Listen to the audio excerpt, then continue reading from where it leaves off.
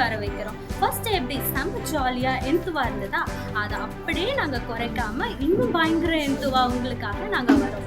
எங்களோட அண்ணாமார்களும் தங்கச்சிமார்களும் ஆண்டிஸ் அங்கிள்ஸும் உங்களுக்கு ரெடியா இருக்காங்க. ஸ்டோரி சொல்ல, ஆக்ஷன் பண்ணி சாங் சொல்ல. நல்ல கதையெல்லாம் கவனிச்சு கேளுங்க. நான் லாஸ்ட்ல வந்து உங்களை கொஸ்டின் கேட்பேன். ஓகேவா?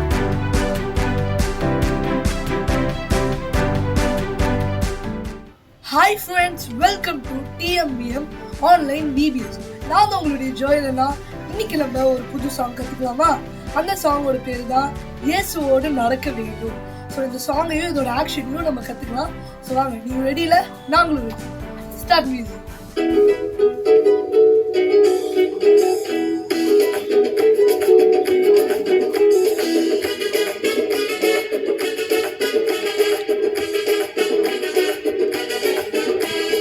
இயேசுவோடு நடக்க பாரு தம்பி, இயேசுவோடு நடக்க பாரு தங்க, இயேசுவோடு நடக்க பாரு தம்பி, இயேசுவோடு நடக்க பாரு தங்க. இயேசுவோடு நடக்கும்போது உந்தன் வாழ்க்கை மாறிடுமே, இயேசுவோடு வாழும்போது உன்னதமாய் மாறிடுமே. இயேசுவோடு நடக்கும்போது உந்தன் வாழ்க்கை மாறிடுமே, இயேசுவோடு வாழும்போது உன்னதமாய் மாறிடுமே. இயேசுவோடு நடக்க பாரு, உயர்த்திடுவாரே உன்னை உயர்த்திடுவாரே, உயர்த்திடுவாரே உன்னை உயர்த்திடுவாரே. தந்தன தந்தானே, ஆஹா தந்தன தந்தானே, தந்தன தந்தானே, ஓஹோ தந்தன தந்தானே. இயேசுவோடு நடக்க வேணும் தம்பி, இயேசுவோடு வாழ வேணும் தங்க, இயேசுவோடு நடக்க வேணும் தம்பி, இயேசுவோடு வாழ வேணும் தங்க. தந்தன தந்தானே தானே, தந்தன தந்தானே, தந்தன தந்தானே தானே, தந்தன தந்தானே, தந்தன தந்தானே தானே, தந்தன தந்தானே. ஓகே ஃப்ரெண்ட்ஸ், இந்த சாங் இந்த ஆக்ஷன்ஸ் உங்களுக்கு பிடிச்சிருக்குன்னு. ஸோ வாங்க நம்ம இப்போ ப்ளே பண்ணலாம். அன்பில் இந்த நாளுக்காக நன்றி. இந்த வீடியோஸ் பார்க்குற ஒவ்வொருத்தரையும் ஆசீர்வதிங்க. இந்த டேட்டும் நீங்கள் டேட்டூவில் பார்க்குற ஒவ்வொருத்தரும் நீங்கள் பாதுகாத்துக்கொள்ளுங்க. எல்லோரையும் உங்களுடைய குடும்பத்தையும் நீங்கள் கைக்குள்ளைத்து மறைத்துக்கொள்ளுங்க. எல்லோரையும் ரட்சிங்க. எல்லோரும் நிறைய சாங்ஸும் நிறைய வசனமும் கற்றுக்கொள்ள மனப்பாடம் பண்ணி குதிசிங்க. எல்லாரோட கூட இருங்க. மீட்பர் இயேசுவின் ஜீவனோட நல்ல பிதாவே, ஆமென். ஸோ நாளைக்கு உங்களை நாங்கள் 3 பேரும் இன்னொரு சாங்கோட பார்க்குறோம். பாய்.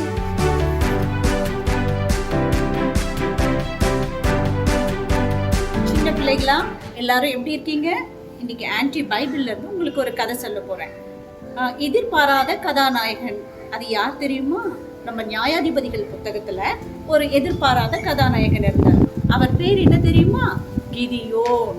அந்த கிதியோனோட ஸ்டோரியை தான் நான் உங்களுக்கு இன்னைக்கு சொல்ல போறேன். இஸ்ரவேல் தேசம்னு ஒரு தேசத்துல இஸ்ரவேல் ஜனங்கள் எல்லாம் தேவனுக்கு பிரியமான ஜனங்களாக இருந்தாங்க. திடீர்னு அவங்க என்ன பண்ணாங்க, தேவனை விட்டு பின்மாறி போய் அந்நிய தெய்வங்களை வணங்க ஆரம்பிச்சிட்டாங்க. அப்போ தேவனுக்கு பயங்கர கோவம் வந்துச்சு. கோவம் வந்து என்ன பண்ணாராம், மீதியானியர் அப்படின்ற ஒரு புறஜாதியார் கையில இந்த இஸ்ரவேல் ஜனங்களை ஆண்டவர் ஒப்பு கொடுத்துட்டாங்களாம். அப்ப என்ன ஆச்சு, அந்த மீதியானியர் என்ன பண்ணாங்களாம், பெரிய கூட்டமா வந்து பெரிய வெட்டி கிளிகள் எப்படி ஒரு பறந்து வந்தா கூட்டமா இருக்கும், அதை போல வந்து இந்த இஸ்ரவேலருடைய தானியங்கள் எல்லாம் கொள்ளையடிச்சிட்டு போயிட்டாங்களாம். அப்போ இவங்களுக்கு ரொம்ப சாப்பாட்டுக்கு கூட வழி இல்லாம கஷ்டப்படுற நிலைமையில அந்த கூட்டம் வந்தா இவங்களாம் என்ன பண்ணுவாங்களாம், பெரிய பெரிய மலைகள்ல குகைகள்ல எல்லாம் போய் ஒளிஞ்சுக்குவாங்களாம். ஐயோ, நம்மள என்ன பண்ண சிறை பிடிச்சிட்டு போயிடுவாங்களான்னு. அந்த நேரத்துல ரொம்ப கஷ்டப்பட்டு அவங்க தேவனை நோக்கி அழுதாங்களாம். அப்பா, எங்களை எப்படியாச்சும் காப்பாத்திடுங்களேன் அப்படின்னு அழுத போது அவங்க மேல ஆண்டவர் மனதுருகி இந்த இஸ்ரவேல் தேசத்துல ஒரு நியாயாதிபதி அவரை ஏற்படுத்தினார். அவர் பெயர் தான் கிதியோன். அப்போ இந்த கிதியோனை பத்தி நம்ம தெரிஞ்சுக்கணும். யார் அந்த கிதியோன்னு தெரிஞ்சுக்கணும்ல. மனாசே அப்படின்ற கோத்திரத்துல இருந்த ஒரு நியாயாதிபதி தான் இந்த கிதியோன். அப்போ கர்த்தருடைய தூதனானவர் என்ன பண்றாராம், ஒரு நாள் ஒரு பெரிய கர்வாலி மரத்தின் கீழே வந்து கிதியோனை சந்திக்கிறாராம். அப்ப கிதியோன் என்ன பண்ணிட்டு இருந்தான் தெரியுமா, இந்த மீதியானியர் வந்து இந்த நெல்லையெல்லாம் தூக்கிட்டு போயிடுவாங்களேன்னு சொல்லிட்டு மறைஞ்சு நின்று அந்த நெல்லையெல்லாம் பாதுகாத்து கொண்டு இருந்தாராம். அந்த நேரத்துல இந்த கர்த்தருடைய தூதனானவர் வந்து என்ன சொல்றாராம், கிதியோனே நான் உன்னுடனே இருக்கிறேன், நீ பயப்படாத அப்படின்னு சொல்லும்போது இவருக்கு ரொம்ப ஆதங்கம். நீங்க எங்க கூட நிறுந்துன்னா எங்களுக்கு ஏன் இந்த நிலைமை, நாங்க ஏன் இப்படி கஷ்டப்படணும் அப்படின்னு கேட்டும்போது, நீ பயப்படாத, உன் மூலமாக நான் என்ன பண்ணுவேன், உன்னுடைய ஜனத்தை மீட்கிறேன்னு சொல்லும்போது இந்த கிதியோனுக்கு கொஞ்சம் கூட நம்பிக்கையே வரலையாம். என்ன பண்ணாரான்னு தெரியுமா? நீங்க இவ்வளவு சொல்றீங்க, சரி நான் கேட்குறேன், நீங்க என்ன பண்ணுங்க, நீங்கள் இங்கேயே உட்காந்துட்டு இருக்குங்க, நான் போய் உங்களுக்கு தேவையான ஒரு அப்பத்தையும் திராட்சை ரசத்தையும் கொண்டு வரேன், நீங்கள் சாப்பிடுங்க, அப்போ தான் நான் நம்புவேன் அப்படின்னு சொல்லும்போது, சரி நீ போய் கொண்டு வா அப்படின்னு சொல்லும்போது இவன் என்ன பண்ணுறான், அப்பங்களையும் திராட்சை ரசத்தையும் கொண்டு வரான். அப்போ கர்த்தருடைய தூதனானவர் என்ன சொல்கிறாரு, அந்த கற்பாறையின் மேலே வை அப்படின்னு சொல்லும்போது வைக்கும்போது தன் கையினால் இருக்கிற கோல்னால அதை தொடும் பொழுது அது அப்படியே தகன பலியாக வந்துச்சான். அப்போ அது கிதியோனுக்கு ரொம்ப அதிசயம். அப்பா நிச்சயமா இவர் தேவனுடைய தூதனானவர் தான், நிச்சயமாக இவர் மேல நமக்கு மீட்பு வரும் நினைச்சான். ஆனா அடுத்த நிமிஷமே அவனுக்கு ஒரு சோர்வு வந்துச்சு. இல்லப்பா, இல்ல ஆண்டவரே, நான் மனசு கேத்திரத்துல மிக சிறியவன், நான் பலசாலி கிடையாது. ஆனா ஆண்டவர் அவனை நோக்கி சொல்றாரு, நீ பராக்கிரமசாலி, நான் உன்னோட கூட இருப்பேன். இல்ல ஆண்டவரே, இல்ல ஆண்டவரே, நான் ரொம்ப பலவீனமானவன், என்னால இந்த காரியத்தை செய்ய முடியாது அப்படின்னு சொல்றாரு. அப்போ சரி நான் இன்னும் ஒரு முறை உங்களை சோதிச்சு பார்த்துக்கிட்டா எனக்கு ஒரு நம்பிக்கையே வரமாட்டேங்குதே அப்படின்னு சொல்றாரு.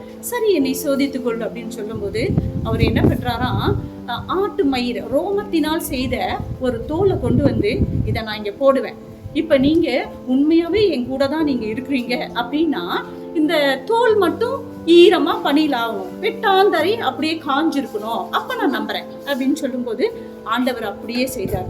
பொழுது விடிஞ்சு பார்க்கும்போது அந்த தோலின் பகுதி மட்டும் ஈரமா இருந்துச்சான். இந்த கிதியோன் ரொம்ப ஆச்சரியப்பட்டு என்ன பண்ணானா, அந்த நீரையெல்லாம் பிழியும் போது ஒரு பாத்திரம் நிறைய நீர் வந்துச்சான். உண்மைதான் உண்மைதான் சொல்லிட்டு ஆனாலும் அவனுக்குள்ள மறுபடியும் நம்பிக்கை போயிடுச்சு. மறுபடியும் ஆண்டவரே இன்னும் ஒரு விஷயம் மாத்திரம் உங்களை சோதிச்சு பார்க்குறேனே, சரி அப்படின்னும் போது நான் மறுபடியும் அந்த தோலை போடுவேன். அப்போ என்னன்னா தோல் காஞ்சிருக்கணும், சுற்றி வெட்டாந்தரையெல்லாம் பனியினாலே நனைஞ்சிருக்கணும் அப்படின்னு சொல்லும்போது ஆண்டவர் அதற்கும் சரி அப்படியே செய் அப்படின்னு சொல்லும் பொழுது அவன் அதே மாதிரி போட்டான். அடுத்த நாள் எழுந்து பார்த்தா என்ன, தோல் மட்டும் காஞ்சிருந்ததான், வெட்டாந்தரை பனியினால் ஈரமா இருந்ததான். அப்ப ரொம்ப ஆச்சரியம். அப்ப அவனுக்குள்ள ஒரு நம்பிக்கை வந்ததான். சரி அப்ப சொல்றாரு, பராக்கிரமசாலியே நான் உன்னோட இருக்கிறேன்னு சொல்றாரு. கிதியோனின் பட்டயம் ஆண்டவருடைய பட்டயம் அப்படின்னு சொல்லிட்டு என்ன சொல்ற, உன்னை கொண்டு நான் என்ன பண்ணுவேன், இந்த இஸ்ரவேல் ஜனங்களை ரட்சிப்பேன்னு சொல்லும் போது இன்னொரு காரியம் சொல்றாரு, உன்னுடைய ஜனங்கள் எல்லாம் எனக்கு விரோதமாக என்ன பண்றாங்க, பலிபீடங்களை எல்லாம் கட்டி வச்சிருக்காங்க, அதெல்லாம் நீ தகர்த்தெறியணும்னு சொல்லும்போது மறுபடியும் அவனுக்கு பயம் வருது. இது என்னால முடியுமா, இவ்வளோ பெரிய காரியத்தை என்னை எதிர்ப்பார்களே, என்னை கொலை செய்வார்களேன்னு யோசிக்கும் பொழுது அப்ப என்ன செய்யறாரு, இரவு வேலையில என்ன பண்றான், தன்னோட 10 பேரை கூட்டிட்டு போயிட்டு அந்த விக்கிரக தோப்புகளை எல்லாம் வெட்டி போடுறான். அப்ப அடுத்த நாள் எல்லாரும் கிதியோனுக்கு விரோதமா என்ன பண்றாங்க, எதிர்த்து நிக்கிறாங்க. யார் இதை செஞ்சா, யார் இதை செஞ்சா, வெளியே வா வெளியே வா அப்படின்னு சொல்லும் போது ஆண்டவர்கிட்ட கேட்கிறாரு. ஆண்டவர் சொல்றாரு, நீ நீ இந்த ஜனங்களை ரட்சிப்பாய் அப்படின்னு சொல்லும் போது வெறும் 300 பேரை மட்டும் கிதியோன் தன்னிடமாக கூட்டிட்டு போயிட்டு இந்த மீதியானர் முழுவதையும் என்ன சொல்றாரு, சங்கரிக்கிறாரு. பிள்ளைங்களா, இந்த கதை உங்களுக்கு பிடிச்சிருக்கா? சரி, இந்த கதையோட நோக்கம் என்னன்னு உங்களுக்கு சொல்ல முடியுமா, சொல்லுமா ஆண்டி, சொல்லட்டுமா? சரி, இப்போ நம்ம கிட்ட கூட ஆண்டவர் ஒரு காரியத்துக்காக நம்மளை ஒப்பு கொடுக்கும்படி கூப்பிடுறாரு. வா எனக்காக இதை செய், உன்னை கொண்டு நான் இந்த காரியத்தை செய்ய போறேன் அப்படின்னு சொல்லும்போது நம்ம மனசுலயும் கிதியோனை போல இப்படிப்பட்ட காரியங்கள்லாம் வருதில்ல. என்னாலும் முடியாது இயேசப்பா, நான் பலசாலி இல்லை, என்னிடத்துல பட்டயம் இல்லை, என்னுடைய பலன் இல்லை அப்படின்னு சொல்லக்கூடாது. நம்ம எவ்வளவு பலவீனமாக இருந்தா கூட ஆண்டவர் என்ன செய்வாரு, நம்மளுடைய பலசாலியாய் நம்மோட நிற்கும் போது நம்ம எல்லா வித காரியங்களையும் நம்மளால சாதிக்க முடியும். அப்போ பிள்ளைகளே, நம்ம இனிமே சாக்கு போக்கு சொல்லக்கூடாது. ஆண்டவர் எந்த காரியத்தை குறித்து நம்மிடத்துல பேசினாலும் அதற்கு அப்படியே கீழ்ப்படிய வேண்டும்.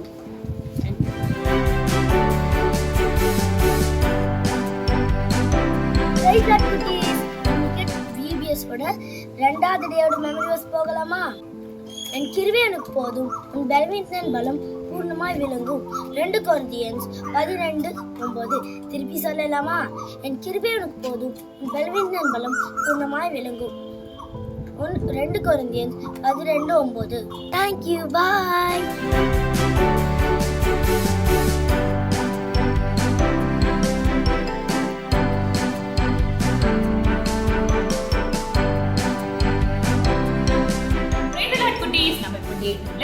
டே 2க்கான கிராஃப்ட் என்னன்னு பார்க்கலாமா?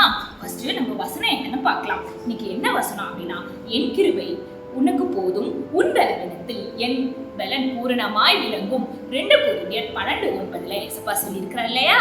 அவரோட கிருபை நம்ம லைஃப்ல இருந்துச்சுன்னா நம்ம லைஃப் எப்படி இருக்கும்? இந்த மாதிரி கலர்ஃபுல்லா இருக்கும் இல்லையா? இதை எப்படி பண்ணலாம்னு பார்க்கலாமா? ஃபர்ஸ்ட் நமக்கு இந்த மாதிரி ஒரு A4 sheet yellow colour paper வேணும். ஓகேவா? இந்த மாதிரி நீங்க அதை எடுத்துக்கிட்டு இதை என்ன பண்ணணும் அப்படின்னா, இப்படி நீங்க ஈக்குவலா வச்சு ஃபோல்ட் பண்ணணும். இப்படி ஃபோல்ட் பண்ணீங்கன்னா உங்களுக்கு எப்படி வந்துடும்? புக் மாதிரி கிடைச்சிடும். ஸோ அப்படி கிடைச்சதுக்கு நீங்க என்ன பண்ணணும், ஒரு கிரீன் கலர்ல இதே மாதிரி ஒரு சார்ட் எடுத்துக்கணும். சார்ட் எடுத்தாதான் உங்களுக்கு கொஞ்சம் திக்கா இருக்கும். இந்த மாதிரி ஒரு சார்ட் எடுத்துட்டு அதுல ஃபர்ஸ்ட் நீங்க ஒரு ரவுண்ட் ஷேப்ல என்ன பண்ணணும், டிரா பண்ணிக்கணும்.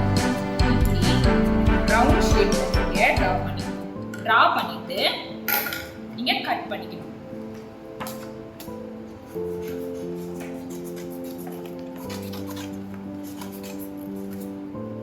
இந்த மாதிரி கட் பண்ணிக்கணும். நீங்க ஈக்குவலா இல்லைனாலும் பரவாயில்ல, இப்படி கட் பண்ணிட்டு நீங்க அங்க கொஞ்சம் கொஞ்சமா இந்த மாதிரி நீங்க கட் பண்ணணும். கட் பண்ணீங்கன்னா உங்களுக்கு இப்படி கிடைச்சிரும்.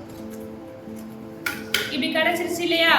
இப்படி கிடைச்சிரும். இது கிடைச்சதை என்ன பண்ணணும் அப்படின்னா, இந்த புக்கு மாதிரி இருக்கிற இந்த கிராஃப்ட்ல நீங்க என்ன பண்ணணும், இந்த சார்ட்ல இங்க கம் போடணும். இங்கேயும் நல்லா பாருங்க, இங்கேயும் கம் போடணும். கம் போட்டு என்ன பண்ணணும், இதை இப்படி வைக்கணும். இதை இப்படி வச்சிங்க அப்படின்னா அது என்ன ஆயிக்கும், க்ளோஸ் ஆயிக்கும்.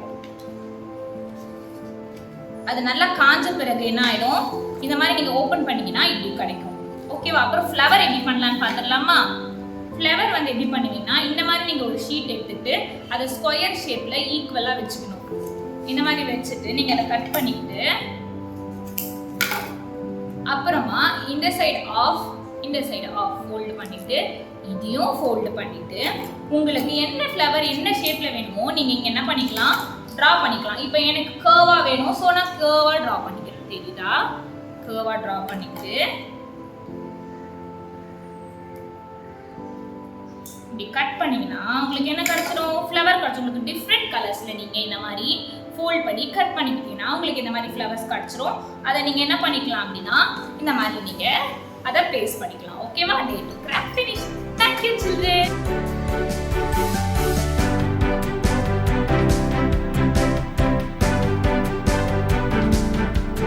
ஹாய் குட்டீஸ், வெல்கம் டு அன்னோன் ஃபேக்ட்ஸ். உங்கள் எல்லாரையும் பார்க்குறதுல ரொம்ப சந்தோஷமாக இருக்குது. ஸோ வாங்க நம்ம ஃபேக்டுக்குள்ளே போகலாம். ஒரு மனுஷனால் கிட்டத்தட்ட ஒரு நாளைக்கு 1000 இல்லை 2000 இல்லை கிட்டத்தட்ட 60,000 வாட்டி டிஃப்ரெண்ட்டாக யோசிப்பான் அப்படின்னு ஒரு ரிசர்ச்சில் சயின்டிஸ்ட்லாம் சொல்கிறாங்க. எப்படி மீன்ஸ் எங்கே போகலாம், எங்கே வரலாம், எங்கே சாப்பிடலாம், யார் கூட பேசலாம், யார் கூட விளையாடலாம், அந்த மாதிரியெல்லாம் யோசிக்கிறோம்ல. அதுதான் ஒரு மனுஷன் கிட்டத்தட்ட ஒரு நாளைக்கு 60,000 வாட்டி யோசிப்பாலாம். அதில் என்னதான் அவன் பிளான்லாம் போட்டாலும் அவனோட பிளான் எல்லாமே ஃபெயிலியர் தான் ஆகுமே தவிர சக்ஸஸ் ஆகாது. ஆமாம், ஆனால் உங்களுடைய ஹார்ட்டில் நீங்கள் காட்டை கொடுத்துட்டீங்கன்னா உங்களுடைய லைஃப் எப்படி தெரியுமா மாறும்? அதுதான் பைபிள் சொல்லுது. நீதிமொழிகள் 3ஆம் அதிகாரம் 5 மற்றும் 6 என்ன சொல்லுதுன்னா, உன் சுயபுத்தியின் மேல் சாயாமல் உன் முழு இருதயத்தோடும் கர்த்தரில் நம்பிக்கையாக இருந்து உன் வழிகளெல்லாம் அவரை நினைத்துக்கொள். அப்பொழுது அவர் உன் பாதைகளை செவ்வைப்படுத்துவார். பார்த்தீங்களா? நம்மளுடைய ஹார்ட்டில் நம்ம காட்டை கொடுத்துட்டோம்னா நம்மளுடைய பேட்ச், நம்மளுடைய வழி எல்லாமே செவ்வையானதாக மாறும். நம்மளுடைய ஃபெயிலியரான பிளான்ஸ் எல்லாமே சக்ஸஸாக மாறும். ஸோ நீங்களும் உங்களுடைய ஹார்ட்டை காட் கிட்ட ஒப்படைச்சிருங்க. அப்போ தான் உங்களுடைய பிளான் எல்லாமே, அது மட்டும் இல்லாமல் உங்களுடைய பாதை எல்லாமே சக்ஸஸாக வரும். ஸோ நாளைக்கு இன்னொரு ஃபேக்டரை சந்திக்கிறேன். ஓகே, பாய்.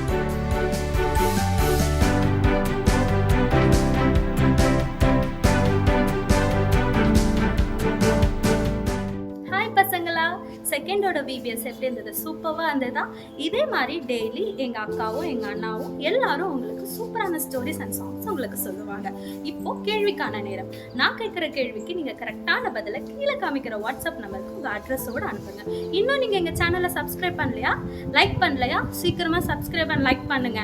கொஸ்டினுக்கு போகலாமா?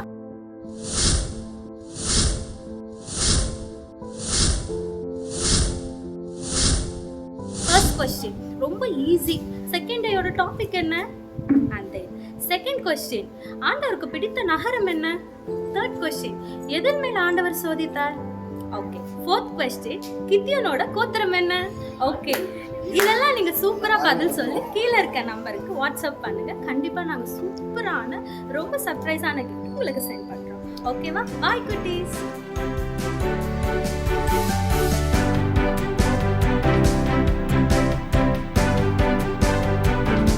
Price Lord. தம்பி தங்கச்சிங்களா நல்லா இருக்கீங்களா?